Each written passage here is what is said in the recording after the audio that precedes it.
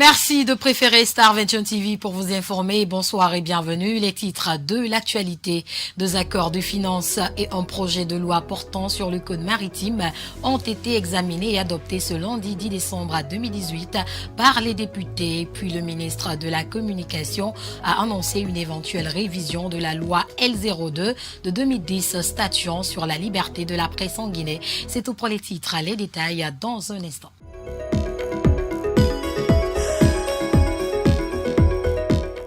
Deux accords de finances et un projet de loi portant sur le code maritime ont été examinés et adoptés ce lundi 10 décembre 2018 par les députés. Une adoption qui s'est aussitôt mal terminée suite aux propos tenus par le président de l'Assemblée nationale qui a qualifié de traître le groupe parlementaire des libéraux démocrates. Oumar Sow nous signe ce reportage. C'est une adoption des textes et projets de loi sur le code maritime qui s'est finalement soldée dans un tohu-bohu entre les parlementaires. Tout serait parti des propos tenus par l'honorable Claude Korikondiano qui a qualifié de traîtres les députés qui se sont abstenus de voter favorablement pour les deux accords de financement des travaux de construction et de réhabilitation de certaines voiries de la Guinée. Vous devez retirer ce mot, Monsieur le Président.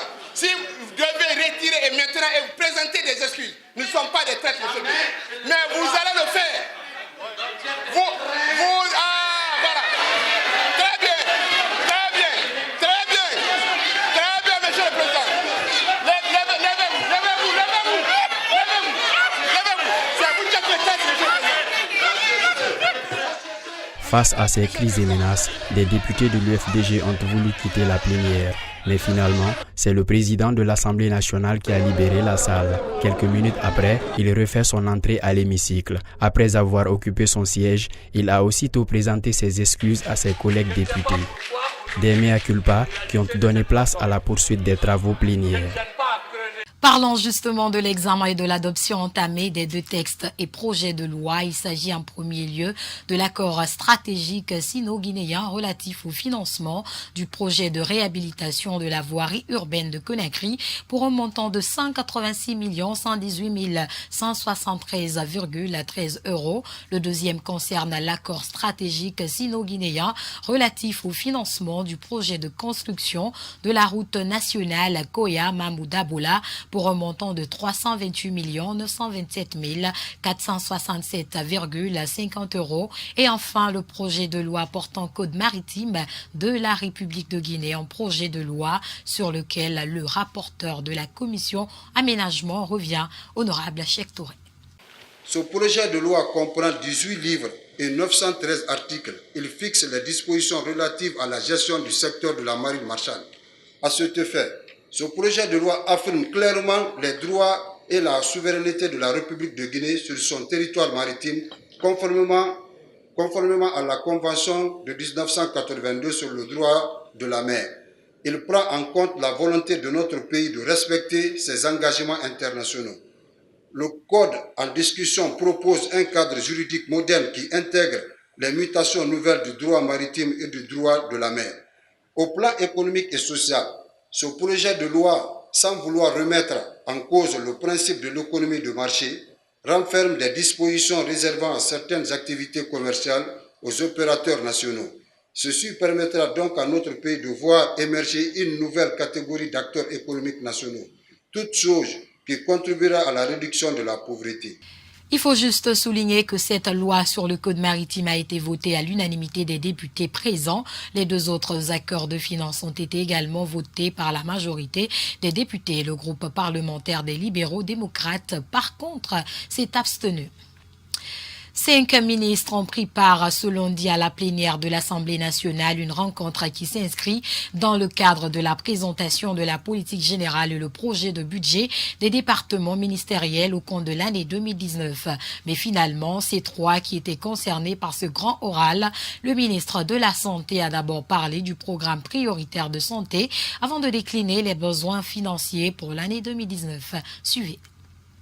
Pour mettre en œuvre les programmes susmentionnés pour 2019, le ministère de la Santé a besoin au moins d'un montant total de 1 349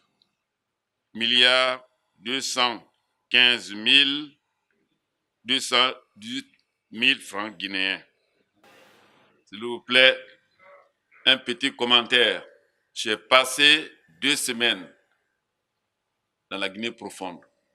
Partout où j'ai passé, c'était les demandes pour les infrastructures de santé. C'est un besoin énorme. Je voudrais juste dire que le ministère de la Santé a tenu compte des autres secteurs. Sinon, les besoins réels sont énormes, plus que ce que nous venons d'exprimer. Ceci dit, permettez-moi, honorable député, de continuer ma lecture.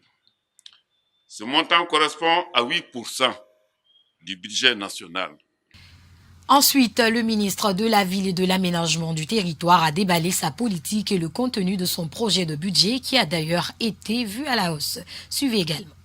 Honorable député, le projet de loi de finances initiale de 2019 dans son volet dépenses se chiffre à 115 milliards 893 millions 631 000 francs guinéens contre 63 milliards 25 millions 640 000 francs guinéens en 2018, soit une augmentation de 52 milliards 867 millions 991 000 francs guinéens, ce qui correspond à 84% d'augmentation.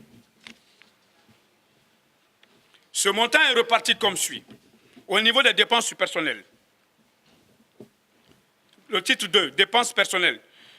Au niveau de ce titre, le montant du projet de loi de finances, dans le projet de loi de finances initial 2019, est de 24 milliards 496 millions 197 000 francs guinéens, contre un montant de 28 milliards 338 millions 844 000 francs guinéens en 2018, soit une diminution équivalente à 14%.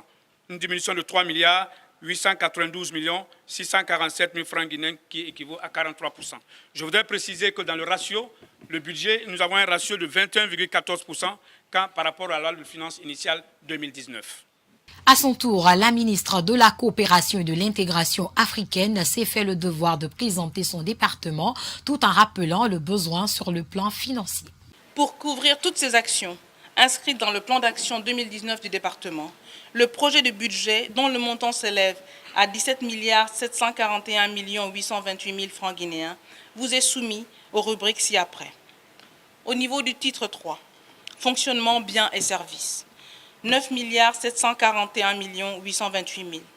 Cette augmentation permettra de supporter les missions de mobilisation de ressources extérieures, d'organiser les commissions mixtes de coopération, les consultations intergouvernementales, les journées de partenariat et autres conférences internationales. La formation et le perfectionnement des cadres et agents et les prestations visant le maintien du siège du ministère dans un environnement propre sont également couverts par cette rubrique. Au titre 4, 1 milliard de francs guinéens. Cette rubrique répond aux soucis qui animent le département de rendre opérationnelle l'Agence guinéenne de coopération technique. Au titre 5, l'investissement dépasse et dépense en capital du BND, 8 milliards de francs guinéens, destinés à la rénovation et à l'extension du siège du ministère. Autre facette de l'actualité dans ce bulletin lors d'une récente sortie médiatique à l'Assemblée nationale pour défendre son projet budgétaire 2019, le ministre de la Communication a annoncé une éventuelle révision de la loi L02 de 2010 statuant sur la liberté de la presse en Guinée. Rencontrés à cet effet, certains hommes de médias ici à Conakry ont des réserves face à cette révision. Kerno Falilou Diallo et Moustapha Diané. C'est une annonce faite la semaine dernière lors de son passage à l'hémicycle. Une éventuelle révision de la loi L002 et L003 consacrant la liberté de la presse en Guinée. Une possibilité à condition qu'elle soit progressive et non le contraire. Comme l'a signalé le ministre de la Communication lors de son passage à l'Assemblée nationale, on ne peut pas être hostile à ce qu'on modifie la loi sur la liberté de la presse. Mais attention, il y a des aspects qu'il ne faut pas toucher. C'est que quand on cherche à modifier une loi ou à réviser une loi, il faut faire des améliorations, mais il faut éviter du recul. Très malheureusement, c'est le cas très souvent chez nous ici, c'est que lorsqu'on atteint un certain niveau de la démocratie, peut-être ça ne plaît pas à tout le monde, et puis on cherche à réviser nos textes pour faire un recul. Vous avez connu l'histoire du code électoral, ça a été le même cas. Donc c'est la crainte aujourd'hui. L'autorité en charge de la communication a cependant délimité cette proposition de révision à un domaine spécifique. Il s'agit de celui en ligne dont la Guinée dispose de peu de réglementation. Il y a des radios web et des télévisions web aujourd'hui qui sont installées à Conakry, c'est-à-dire qui traitent l'information ici, mais des informations qui sont diffusées à l'étranger. Donc selon lui, ces types de médias ne sont pas pris en compte dans la loi sur les médias qui a été votée en 2010. Alors, si la volonté du ministre Amara Somparé est d'intégrer ces nouvelles formes de médias qui sont créées, de les intégrer dans la loi des médias qui a été votée en 2010, je pense que c'est une bonne initiative, sinon ça crée ce qu'on appelle un vide juridique. Mais si ces intentions sont de nature à toucher à la loi L02 sur la liberté de presse qui dépénalise les délits de presse en Guinée, je pense que si ce sont ces intentions, nous allons tous nous lever contre ces intentions de telles idées. Pour l'instant, la volonté du ministre est d'agir dans ce sens. D'ailleurs, il a démontré à juste titre cette envie en rencontrant certaines associations de presse. Nous allons attendre le moment opportun, puisque clairement, il affiche sa volonté d'associer les associations de presse au travail qui va être fait pour que le projet de loi qui va être présenté sur la loi des médias puisse prendre en compte toutes les dimensions, puisse prendre en compte toutes les préoccupations liées à l'exercice du métier du journalisme en Guinée. Les crises et manifestations sont devenues monnaie courante en Guinée. Des manifestations politiques à la grève du syndicat des enseignants. Les répercussions sont palpables sur le quotidien des citoyens. Tous demandent à privilégier le dialogue pour une sortie de crise. C'est un reportage signé Mamadou Alphaba et Alassane Souma. On a organisé ce mouvement, cette manifestation. C'était non seulement d'interpeller l'opinion nationale et internationale sur les faits qui prévaut en Guinée. C'est-à-dire ces faits sont entre autres l'enseignement, mais aussi on a interpellé l'opinion nationale et internationale sur la militarisation de l'axe Bambeto-Koza. Et nous voyons aussi des mouvements de troisième mandat, des campagnes qui battent campagne pour le troisième mandat. Donc tous ces états de fait nous interpellent. Donc, on ne peut pas rester bras croisés face à toutes ces manœuvres. Donc c'est pour cela qu'on s'est dit qu'il faut se lever dès maintenant et puis barrer la route à ce projet.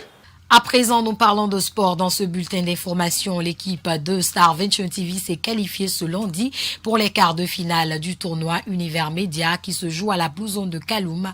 Les étoiles de Star Venture TV se sont qualifiées suite au forfait signé par l'adversaire du jour, le CCG, qui ne s'est pas présenté. La prochaine sortie de Star Venture TV au compte de cette même compétition est prévue ce jeudi à 15h30 temps universel.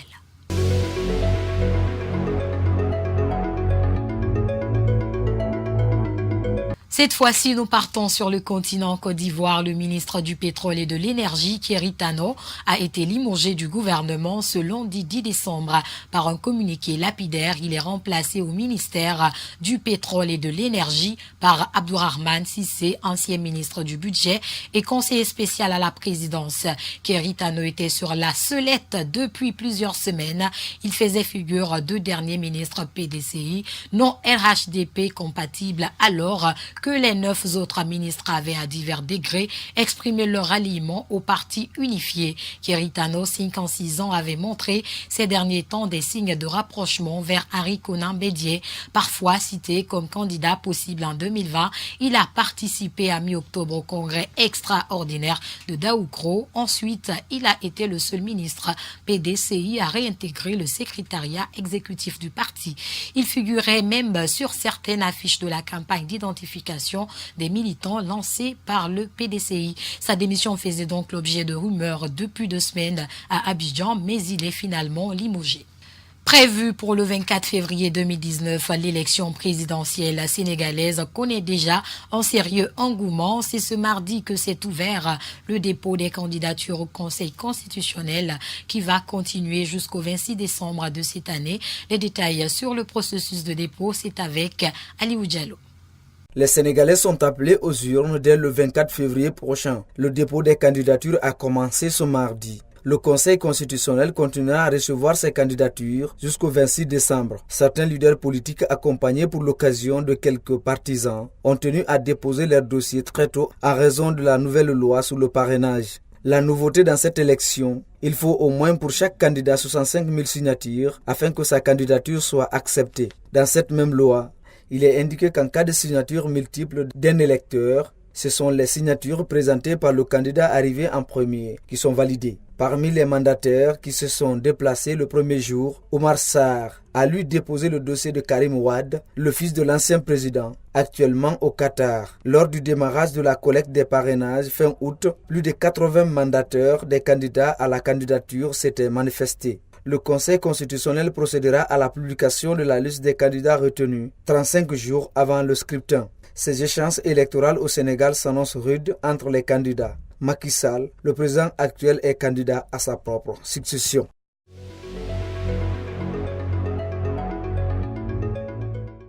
Après une 4e journée de mobilisation des Gilets jaunes, le président français Emmanuel Macron a pris la parole ce lundi 10 décembre à 20h depuis le palais présidentiel. Plusieurs mesures ont été annoncées. Il a profité de l'occasion d'ailleurs pour ressouder le lien entre les Français autour d'un nouveau combat social. C'est cet élément monde qui met fin à ce bulletin d'information, mesdames et messieurs. Merci de votre fidélité. À très bientôt sur Star 21 TV. Bonsoir.